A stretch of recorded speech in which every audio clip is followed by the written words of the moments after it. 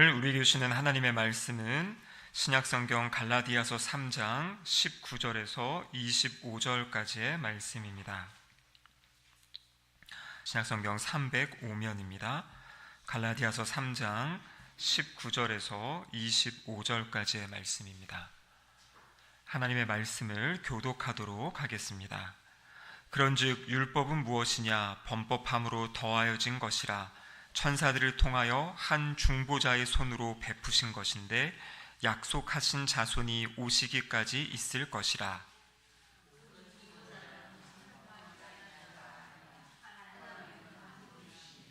그러면 율법이 하나님의 약속들과 반대되는 것이냐? 결코 그럴 수 없느니라. 만일 능히 살게 하는 율법을 주셨더라면 의가 반드시 율법으로 말미암아 쓰리라.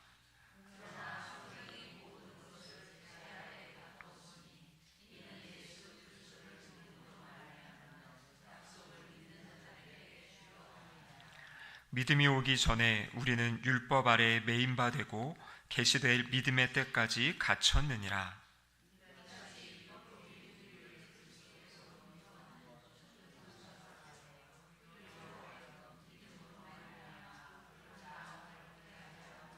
함께 읽겠습니다. 믿음이 온 후로는 우리가 초등교사 아래에 있지 아니하도다. 아멘. 이는 하나님의 말씀입니다. 아멘. 기도하시겠습니다. 사랑하는 아버지, 감사드립니다. 이 비가 오는 저녁 저희들을 주님 전으로 불러주시고 하나님 앞에 예배할 수 있는 은혜 주심에 감사드립니다.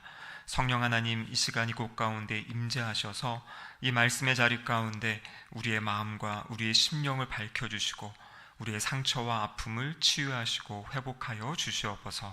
하늘로부터 오는 위로가 있게 하시고 또 치유와 회복의 역사가 있는 아름답고 복된 이 수요일 저녁 예배 시간 되게 하여 주시옵소서. 감사드리며 예수님의 이름으로 기도드립니다. 아멘. 우리는 계속 갈라디아서의 말씀을 통해서 지금 하나님의 말씀의 의미들을 하나하나 더 상고해 가고 있습니다. 지난 시간까지 살펴보았던 갈라디아서 3장 1절에서 18절까지의 말씀에서는 계속 좀 율법의 어떤 한계라든지 아니면 율법의 부정적인 좀 그런 기능들을 좀 부각해 왔습니다. 이렇게 우리가 성경을 보다 보면 그럼 이런 질문이 들 수 있어요. 아니, 그러면 그런 율법을 하나님이 왜 주셨을까? 과연 율법을 주신 이유가 무엇인가? 우리가 지난 시간에는 이 아브라함에게 주신 언약과 또 율법에 대한 이야기를 했죠. 그래서 언약이 더 우선한다. 언약이 더 하나님 그 언약이 율법보다 앞서 있기 때문에 언약을 더 이제 따라야 된다. 이런 얘기들을 이제 하게 됐죠. 그래서 당연히 나오는 질문은 무엇이냐면, 그럼 도대체 율법은 왜 주신 것인가? 이러한 질문을 이제 우리가 하게 되는 것입니다. 그래서 오늘 3장 19절에 보면 이제 그렇게 이제 질문을 하고 있는 거죠. 그런즉 율법은 무엇이냐? 지금 이제 질문하고 있는 거죠. 율법이 무엇인가? 답이 무엇이냐면 범법함으로 더하여진 것이라. 천사들을 통하여 한 중보자의 손으로 베푸신 것인데 약속하신 자손이 오시기까지 있을 것이라. 이렇게 되어 있습니다. 자, 여기 보시면은 첫 번째로 율법이 무엇이냐라고 할 때 율법은 범법함으로 더하여진 것이다. 그러니까 사람들이 범죄함으로 깨어짐으로 그래서 하나님께서 이 사람들에게 어떤 필요가 있어서 주신 것이다. 이렇게 이제 말씀하고 계시죠. 그리고 특별히 이 율법이 어떻게 사람들에게 전달되었는지 이렇게 가르쳐 주십니다. 천사들을 통하여 한 중보자의 손으로 베푸신 것이다. 여기 말하는 한 중보자가 누구겠습니까? 우리가 출애굽기에서 본 바로 그 모세를 이야기하고 있는 거죠. 그래서 하나님께서 천사들에게 율법의 말씀을 주셨고 그 천사들이 모세에게 말씀을 주셔서 모세가 이스라엘 백성들에게 전한 것이에요. 그래서 결국에 그러면 이 율법의 말씀의 기원, 근원은 어디라는 겁니까? 하나님이라는 거죠. 그렇죠? 그러니까 율법이 지금 앞에서는 약간 부정적인 그런 한계성 이런 이야기들을 막 했는데 근데 결국에 따지고 보면 그 율법의 기원과 그 율법의 출처는 바로 하나님이시다라는 것이에요. 그런데 여러분, 지난번에 살펴보았던 이 아브라함의 언약은 좀 다른 걸 기억하시죠? 아브라함의 언약은 하나님께서 아브라함에게 직접 그냥 한 번에 탁 주신 말씀이고요. 율법은 천사를 통해, 모세를 통해 주신 그 말씀입니다. 자, 그런데 이 19절의 말씀에 보면 율법의 한계를 이야기하고 있어요. 여기 보시면은요, 약속하신 자손이 오시기까지 있을 것이다 이렇게 되어 있죠. 여기 말하는 약속하신 자손은 누구겠습니까? 네, 바로 예수님이죠. 그래서 이 율법이라는 것은 한정된 기간, 어떤 정해진 일정한 기간 동안 기능을 하고 역할을 한다, 이렇게 지금 이야기를 하고 있는 것입니다. 여러분, 오늘날 우리는 이 구약과 신약 성경을 다 알고 있기 때문에 이러한 내용들이 그렇지, 당연하지, 예수님 오셨으니까 된 거지, 이렇게 생각할 수 있는데요, 이 갈라디아서를 받는, 이 말씀을 받는 거기 있는 유대인 그리스도인들에게는 이것은 상당히 어렵게, 심각하게, 충격적으로 들려지는 그러한 대답입니다.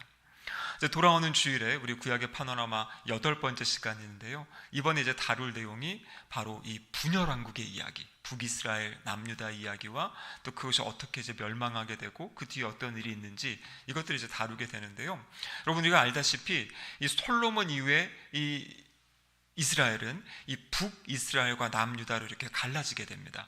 솔로몬의 잘못 때문에, 솔로몬의 그 반심 때문에 나라가 나누어지게 되고요. 북이스라엘이 먼저 이제 심판을 받고 망하게 돼요. 아수르라는 나라가 와가지고 북이스라엘을 이제 멸망시키고 이 북이스라엘에 있는 사람들을 열방 가운데 흩어버립니다. 그리고 또 시간이 지난 다음에 남유다, 이 살아남아있던 남유다를 이제는 바벨론이라는 나라가 와가지고요, 그 남유다를 공격하고 3차례에 걸쳐서 공격한 다음에 마지막에는 이제 성전까지 완전히 이제 무너뜨리고 바벨론의 포로로 잡아가게 됩니다. 근데 성경을 잘 살펴보면 북이스라엘이 멸망한 이유와 남유다가 그렇게 멸망하고 심판받고 멸망한 이유가 동일한 것이에요. 그 두 가지 이유가 무엇이냐면, 첫 번째는 하나님의 율법을 버렸다, 하나님의 말씀을 버렸다. 예레미야서 9장 13절과 14절에 보면 남유다의 멸망에 대해 그렇게 말씀하세요. 하나님의 율법을 버렸다. 그리고 또 한 가지는 무엇이냐면 하나님의 율법을 버리고 바알을 숭배했다, 우상 숭배했다라는 거죠. 근데 북이스라엘도 열왕기 하에 보면 동일한 것을 이야기합니다. 하나님이 하신 그 말씀을 버리고 이방의 우상들을 따랐던 그 잘못 때문에 북이스라엘이 멸망했고 남유다가 멸망하게 됐어요. 그래서 이 남유다가 멸망할 때는 3차례에 걸쳐서 이제 바빌론이 공격하고 사람들을 잡아갔는데요, 첫 번째 와서 공격하고 잡아갔던 사람, 그때 잡혀간 사람 중에 누가 있었냐면 우리가 잘 알고 있는 다니엘과 3 친구가 있었어요. 그래서 다니엘은 그 청소년 시기에 그 바벨론으로 잡혀가고 그곳에서 자라고 성장하면서 이제 하나님이 그에게 말씀을 주셔서 이제 다니엘이 이제 하나님의 말씀을 이제 선포하는, 그래서 그 말씀이 포로기에 기록된 말씀이 바로 다니엘서에 있는 그런 말씀이죠. 근데 다니엘도 동일하게 자신들이 왜 자신들의 나라가 망했는지를 이야기하고 있는데요, 다니엘서 9장 10절과 11절 말씀 같이 한번 읽겠습니다. 우리 하나님 여호와의 목소리를 듣지 아니하며 여호와께서 그의 종 선지자들에게 부탁하여 우리 앞에 세우신 율법을 행하지 아니하였음이니이다.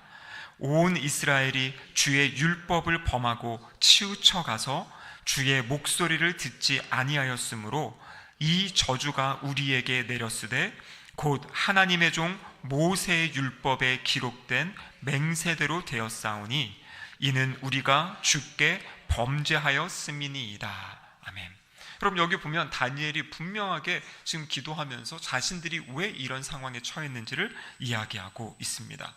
여호와의 목소리를 듣지 않았다, 율법을 행하지 않았다. 그래서 결국에는 율법에 나온 대로, 율법에 맹세된 대로 우리가 쫓겨나게 되었다, 이렇게 이야기를 하고 있는 겁니다.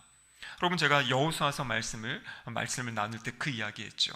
그 가나안 땅에 살던 사람들, 하나님께서 단순히 이스라엘 백성들을 가나안 땅에 살게 하기 위해서 그 땅에 있는 백성들을 다 막 죽이라고 그러고 물리치라고 하고, 그리고 이스라엘 백성들을 심으신 것이 아니라 그랬죠.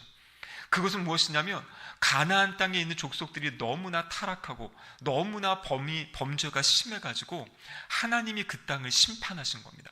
그 백성들을 심판하신 방법이 뭐냐면 이스라엘 백성들을 들어서 그 땅을 심판하시고 이스라엘 백성들을 그 땅에 정착하게 하셨어요.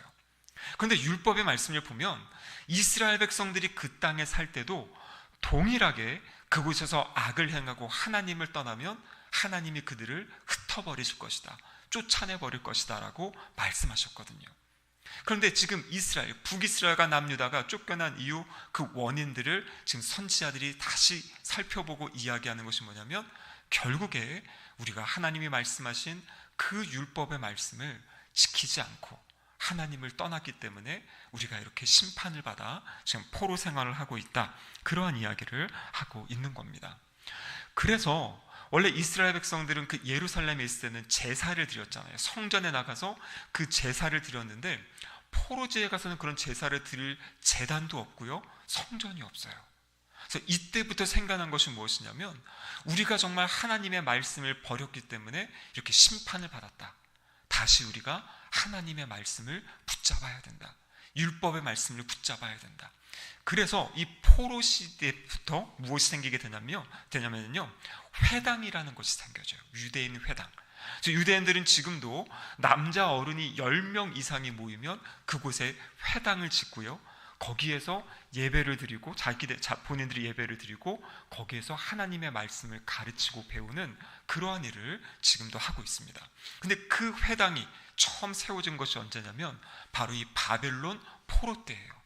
그래서 자신들이 하나님의 말씀을 버렸기 때문에 하나님이 우리를 심판하셨다. 그래서 우리가 다시 하나님의 율법의 말씀을 잘 지키고 하나님께 순종하면 하나님이 우리나라를 다시 회복시켜 주실 것이고 다시 다윗 왕 때처럼 솔로몬 때처럼 그럼 영광을 주실 것이다라는 그런 기대와 소망이 유대인들, 특별히 포로에서 귀환한 유대인들의 마음 가운데 있었던 것이에요. 그래서 이 유대인들은 돌아와서 하나님 말씀을 열심히 연구하고요, 묵상하고 공부하고 그리고 다시 성전을 재건하고 그곳에서 제사를 다시 회복하는 그러한 상황 가운데 있던 것입니다. 여러분, 문제가 있습니다. 그렇게 자신들이 열심히 하면 하나님이 이전에 다윗 왕처럼 뭔가 나라를 번성하게 하시고 다시 나라를 잘 되게 하실 것 같은데, 그런데 자신들의 현실을 보면 어떻습니까?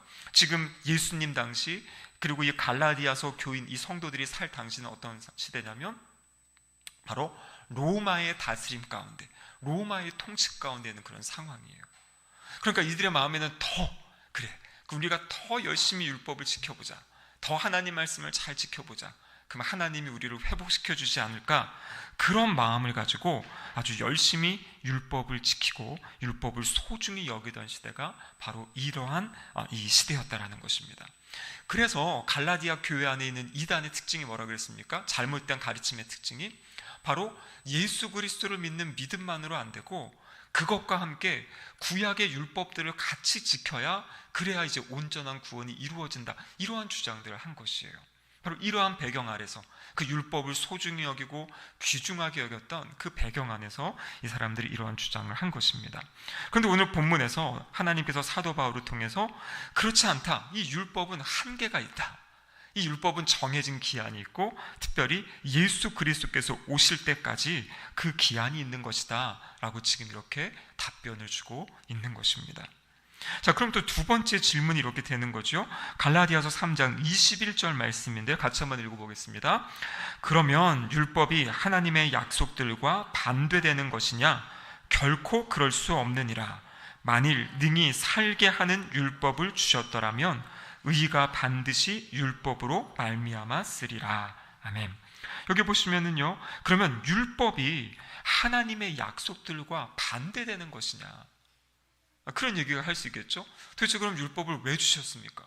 그럼 그 율법이 하나님의 약속과 그럼 반대되고 잘못된 거니까 이제 율법은 그것을 지키지 않아도 된다고 하는 겁니까? 이러한 질문이 있을 수 있죠. 근데 오늘 본문은 뭐라고 하냐면 반대되는 것이냐 이렇게 물은 다음에 결코 그럴 수 없다 이렇게 이야기하는 거예요. 그러니까 또 이 율법은 하나님의 약속과 반대되는 관계가 아니다 이렇게 이제 이야기를 하는 거죠. 왜냐하면 하나님의 약속들도 하나님으로부터 온 것이고 율법도 천사들을 통해 모세를 통해 하나님이 이스라엘 백성들에게 주신 겁니다. 자, 그러면 도대체 이것을 왜 주셨는가? 3장 21절 하반절에 보면 이렇게 되어 있죠. 만일 능히 살게 하는 율법을 주셨더라면 의가 반드시 율법으로 말미암아 쓰리라. 그러니까 이것은 약간 우리가 좀 뒤집어 생각해야 됩니다. 이 말씀의 의미는 뭐냐면 율법을 너희들이 잘 지킨다고 살게 하는 법으로 주신 것이 아니다. 지금 이렇게 이제 말씀하시는 거죠. 그러면서 구체적으로 율법의 용도, 기능이 무엇인지 가르쳐 주시는데요. 우리 갈라디아서 3장 22절 말씀 같이 한번 읽어보도록 하겠습니다. 그러나 성경이 모든 것을 죄 아래 가두었으니 이는 예수 그리스도를 믿음으로 말미암는 약속을 믿는 자들에게 주려 함이라. 아멘. 자, 여기 보면 이렇게 되어 있습니다. 성경이 모든 것을 죄 아래 가두었다. 이렇게 이제 되어 있죠. 이것의 의미는 무엇이냐면 바로 성경에서 말하는 성경은 율법을 이야기하는 겁니다. 이 율법이 모든 것을 죄 아래 가두었다. 이것은 바로 성경, 이 율법을 통해서 죄가 무엇인지를 지금 깨닫게 하시는 것이에요. 잘못이 무엇인지를 깨닫게 하는 겁니다. 그러니까 사람들이 자기의 마음대로 자기의 생각대로 살아가고 무엇이 옳고 무엇이 그런 것에 대한 기준이 없어요. 근데 율법의 말씀을 딱 주심으로써 너희들이 지금 이것을 잘못하고 있는 것이다. 이게 올바른 행동인데 지금 너희들은 이렇게 잘못 가고 있다. 이것을 가르쳐 주시는 그러한 기능이죠. 그래서 율법의 제일 중요한 기능은 뭐냐면 죄를 깨닫게 하는 것이에요. 그러니까 이게 의롭게 만들기 위해 율법을 주신 것이 아니라 바로 죄인임을 확인시켜 주는 것입니다. 로마서 3장 20절 말씀이 이것을 이제 명확하게 말씀하고 계시죠. 자, 같이 한번 읽어보겠습니다.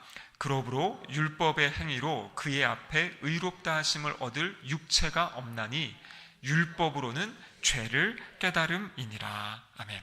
그러면서 이 율법의 기능은 무엇으로 우리가 비유할 수 있냐면 거울로 생각하시면 돼요. 거울. 우리가 아침에 일어나가지고 이제 밖에 나올 때, 이 새벽 기도를 나올 때 어떻게 하십니까? 그냥 일어나자마자 부시시한 모습으로 나오지 않죠? 화장실에 가가지고 얼굴을 세수도 하고 얼굴을 확인을 합니다. 그래서 나의 머리가 지금 얼마나 헝클어져 있는지를 보고 그러면서 이제 그것을 이제 정리하고 다듬는 거죠. 그러니까 하나님이 율법을 우리에게 주신 것은 바로 우리의 삶의 모습을 그렇게 거울처럼 비춰보라고 주신 것이에요.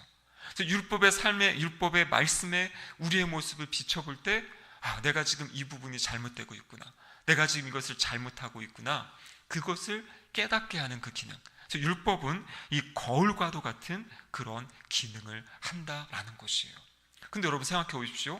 우리가 거울을 뚫어지게 쳐다보고 있다고 해서 우리의 어떤 헝클어진 머리와 우리의 얼굴이 이게 달라지는 겁니까? 그렇지 않죠.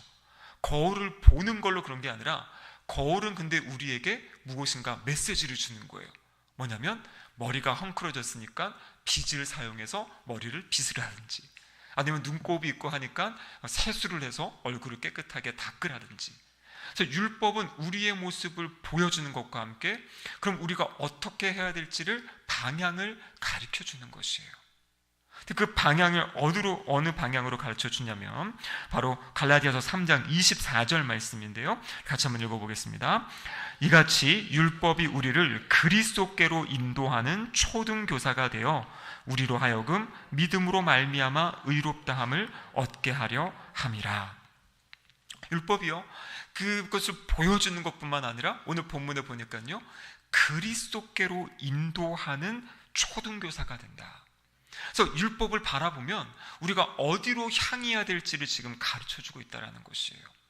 구약에 있는 말씀을 그냥 그 말씀 문자 자체로만 보면 이것을 그냥 지켜야 되는구나 이렇게만 보지만요, 이것이 성령의 빛 가운데 비춰지고 구약의 말씀과 신약의 말씀을 같이 보다 보면 결국에 이 율법의 말씀이 향하는 곳, 율법은 내가 나의 힘으로 나의 의로 내가 의로워질 수 없다라는 것을 보여주고 우리가 의로워질 수 있는 유일한 방법은 예수 그리스도 앞에 나가야 된다라는 것을 이 율법이 가르쳐주고 보여주고 있다라는 것입니다. 여러분 여기 보시면은 그리스도께 인도하는 초등교사가 된다 이렇게 되어 있어요. 이전 번역 성경에서는 몽학 선생이다 이렇게 됐는데요. 사실 몽학 선생이라는 말도 이해가 좀 그렇고 초등교사, 이 초등교사 하니까 마치 우리 초등학교 선생님이 떠오르는 그런 이미지지 않습니까? 그런데 이 당시에 이 헬라어 원어로 보면 단순히 어떤 아이들을 가르치는 교사의 역할이 아니라 여기서 말하는 초등교사는요, 바로 사람을 훈육하는 사람들이에요. 이 당시에는 이제 노예들이 이런 역할을 했는데요, 노예들 중에서도 잘 가르쳐가지고 노예들이 학문이 있고 지식이 있고 또 이 종의 그 주인의 이 자녀들을 이 지도하는 것을 이 잘 훈련된 노예들에게, 종들에게 맡겼다 그래요. 근데 그들에게 어떠한 권세까지 주어져 있냐면 그 주인의 자녀들이 잘못된 길을 갈 때, 잘못할 때 훈육하고 책짓질하고 때릴 수 있는, 아주 심하게 매질할 수 있는 권한까지 이 초등교사에게 주어져 있다라고 이야기합니다. 그러니까 율법의 역할이 그렇게 우리가 잘못된 길을 가려 할 때 우리를 때리고 치고 해서 올바른 길로, 올바른 방향으로 인도해 준다라는 것이에요. 근데 그 방향이 어디를 이야기하냐면 바로 예수 그리스도께로 향하게 한다라는 것입니다. 근데 이게 이제 성령의 조명과 또 이 신약 성경과 연결해서 보지 않으면 그 율법을 지키는 행위 그 자체, 할례를 행하고 안식일을 지키고 음식을 구별해 먹고 그거를 잘하면 뭔가 되는 것처럼 이렇게 생각하는데 그것이 아니라는 거죠. 이 율법의 모든 그 가리키는 것이 바로 예수 그리스도를 향한다라는 것입니다. 여러분 우리가 알고 있는 이 철로 역정이라는 책이 있죠. 이 존 버년이 기록한 이 철로 역정이라는 책이 있는데요. 거기 보면 이제 기독교 크리스찬이 이제 등장을 합니다. 근데 그 크리스찬이요, 책을 하나 들고 막 우는 장면이 나와요. 그 이유가 무엇이냐면 그 책을 통해서 자신의 등에 아주 무거운 짐이 지워져 있다라는 것을 이제 깨닫게 되는 것이에요. 이 존 버년은 이제 그 책은 율법을 이야기하는 거고요. 그 율법의 말씀을 읽으면서 이 그리스도인이 이제 그 자신의 그 죄의 심각함을 알게 되고 그 죄의 무게에 이제 짓눌리는 그런 모습을 이제 보여주는 거죠. 하지만 그 짐을 떨쳐버리려고 하는데, 그 죄의 짐을 떨쳐버리려고 하는데 이것이 벗어나지가 않는 거예요. 벗겨지지가 않는 것이에요. 근데 그가 이제 그 철로 역정, 그 믿음의 길, 믿음의 걸음을 이제 쭉 걸어가게 됩니다. 여러 가지 시련, 환난을 겪으면서 그가 좁은 문을 통과해서 가게 되는데요. 어디 앞에 가게 되냐면 십자가 앞에 가게 돼요. 근데 그 십자가 앞에 딱 가는 그 순간, 그 십자가 앞에 무릎을 꿇는 순간 그 등에 메고 있던 그 죄의 짐이 이렇게 풀어져 가지고 떨어져 가는 것을 이제 보게 됩니다. 몇 년 전에 이 철로 역정이 이렇게 애니메이션으로 만화로 나와가지고 또 이제 우리 아이들 많이 보여줬는데요. 저희 둘째 아이가 이거를 너무 좋아해가지고 진짜 한 10여 번은 본 것 같습니다. 친구들 오면은 또 보고, 제 친척들 오면 또 보고, 혼자서 보고 또 보고 해서 제가 뭐 만화로 된 철로 역정도 사주고 또 한 철로 역정을 2-3권을 더 사주면서 읽힌 것 같은데요. 그 애니메이션 장면에서도 십자가 앞에 딱 머물렀을 때 그 등에 있던 무거운 짐이 막 굴러 떨어지면서 바닥으로 떨어져 내려가는 그 모습을 보여주는 겁니다. 여러분 그 모습이 바로 이 십자가 앞에 나아갈 때만이 우리에는 그 죄의 문제가 해결되는 것을 보여주는 그러한 장면들이지요. 그래서 율법의 역할은 바로 우리가 죄인이라는 것을 깨닫게 하시는 거고요. 그리고 그 죄를 짊어지고 살 수 없고 그 죄를 가지고 십자가 앞에 나아가도록, 그리스도 앞에 나아가도록 인도하는 것이 바로 율법의 역할이다. 성경은 그렇게 이야기를 하고 있습니다. 그래서 오늘 본문에는 이제 거기까지 율법의 역할을 이야기하는데요. 그런데 이제 성경 이 부분에 나와 있지만 않지만 우리 성경의 다른 부분을 보면 율법의 제3의 기능이 있다 이렇게 이야기합니다.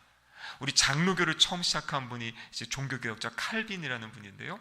이제 그분의 책에 보면 율법의 제3의 기능을 이야기합니다.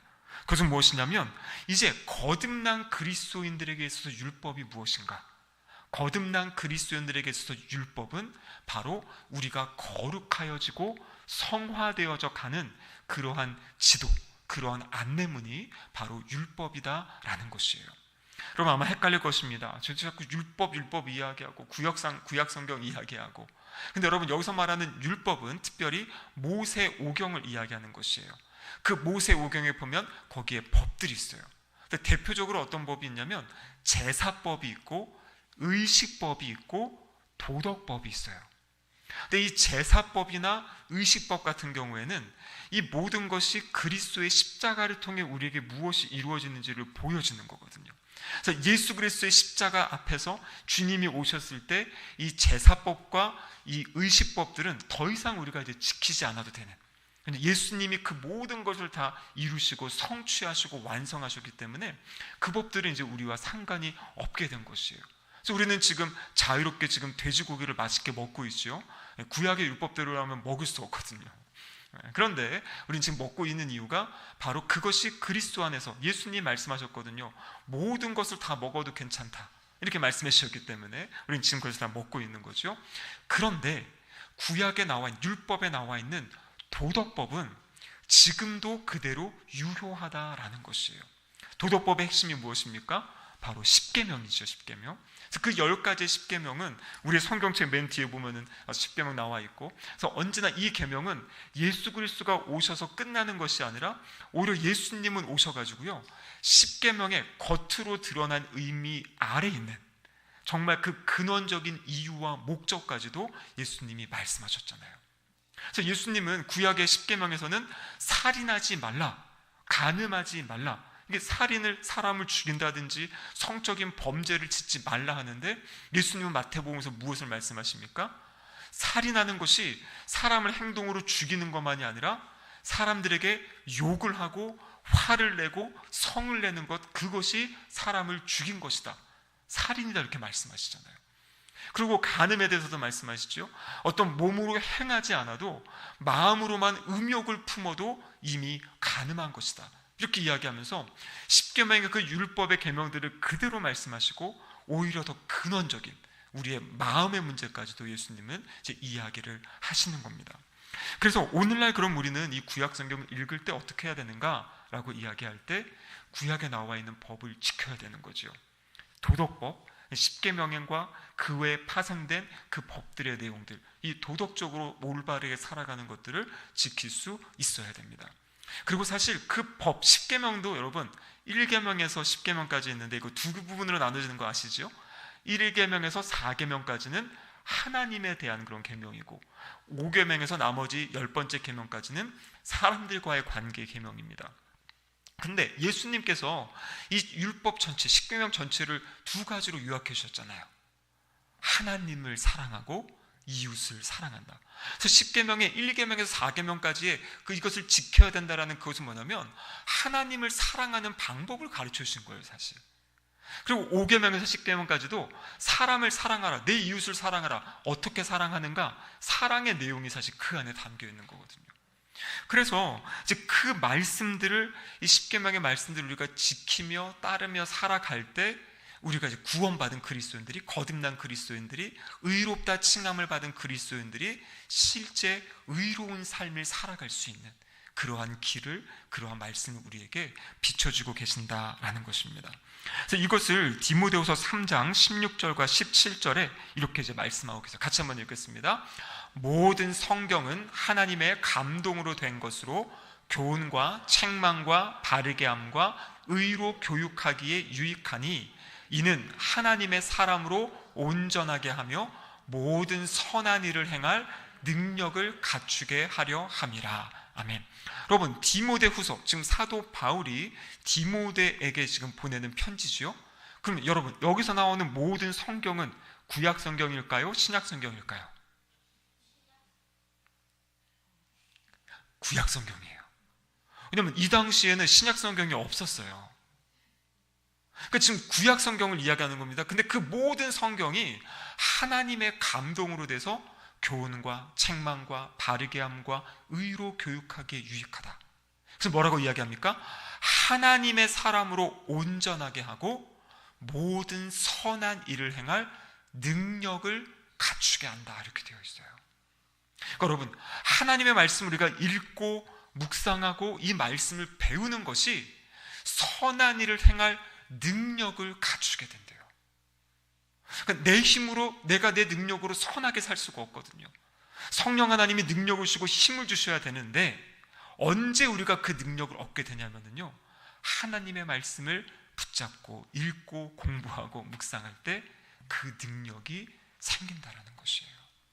여러분, 그렇기 때문에 우리는 끊임없이 하나님의 말씀을 읽으셔야 돼요. 그리고 그 하나님의 말씀을 묵상하셔야 되고요, 하나님 말씀을 들으셔야 됩니다. 그래서 우리가 이렇게 예배 자리에 나와서도 때로는 이게 너무나 좀 딱딱하기도 하고 뭐 율법이 어떻고 뭐가 어떻고 하는데, 이 말씀을 듣는 과정 가운데 성령 하나님이 우리 가운데 역사하시는 거예요. 내가 머리로 다 그것을 이해하지 못할지라도 하나님의 영이 우리의 삶을 이 말씀 가운데 우리를 거룩하게 온전하게 세워가시고, 또 선한 일을 정말 우리의 삶에 하면서 살 수 있는 그 힘과 능력을 하나님의 말씀을 읽고 듣고 묵상하고 암송하는 가운데 우리에게 주신다라고 약속하고 계십니다. 여러분, 하나님 말씀을 사모하시기 바랍니다. 우리 구약의 파노라마 열심히 하고 있는데요, 하는 것으로 끝나시면 안 돼요. 이제는 구약 성경을 읽으셔야 됩니다. 그래서 정말 파노라마에 있는 그 내용의 흐름대로 구약 성경의 말씀들이 어떻게 진행되고 있는지, 그래서 그 말씀을 읽어갈 때 말씀 가운데 주시는 그 하나님의 음성, 하나님의 인도하심, 또 하나님이 부어주시는 그 힘과 능력을 받는 우리 성도님들 되시기를 주님의 이름으로 축복합니다. 아멘. 함께 기도하시겠습니다. 사랑의 하나님 아버지, 감사드립니다. 오늘도 이 갈라디아서 말씀을 통해서 우리가 하나님의 말씀, 율법을 어떻게 대해야 되는지, 또 이 말씀을 어떻게 붙잡고 살아가야 되는지 가르쳐 주심에 감사드립니다. 매일 말씀을 읽고 묵상함 가운데 우리가 죄인임을 기억하게 하시고, 나의 힘으로 나의 의로 살 수 없기에 매일 십자가 앞에 나아가 무릎 꿇고 하나님의 은혜와 도우심을 간구하며 나아가는 우리의 모든 삶이 되게 하여 주시옵소서. 하나님의 말씀을 읽고 묵상하고 또 하나님 말씀대로 살아가려고 그렇게 우리의 마음을 작정함으로, 또 하나님 말씀하신 대로 하나님의 온전한 사람들로, 또 그 능력을 행하며 살아갈 수 있는 사람들로 우리 모두가 변화되어져 갈 수 있도록 도와주시옵소서. 예수님의 이름으로 기도드립니다. 아멘.